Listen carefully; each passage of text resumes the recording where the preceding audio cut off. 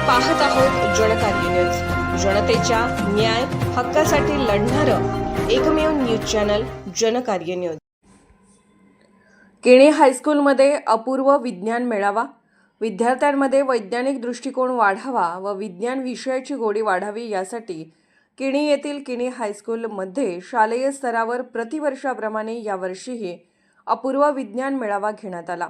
3 गटांमध्ये विद्यार्थ्यांची विभागणी करून उपकरणे तयार करण्यात आली। गट क्रमांक 1 इयत्ता 5वी, गट क्रमांक 2 इयत्ता 6वी ते 8वी, गट क्रमांक 3 इयत्ता 9वी ते 10वी, तिन्ही गटात मिळून विद्यार्थ्यांनी एकूण 103 उपकरणे तयार केली। त्यामध्ये इलेक्ट्रिक, पर्यावरण संवर्धन, ऊर्जा, खनिज संपत्ती, प्रदूषण याविषयी उपकरणे होती। या विज्ञान मेळाव्यासाठी विज्ञान विभागातील B D. Malgunde, Y V. Kulkarni, P V. Mohite, U S. Koli, S A. Jadhav, T T. Patil, S D. Chougale, S S. Matsagar यांनी काम पाहिले।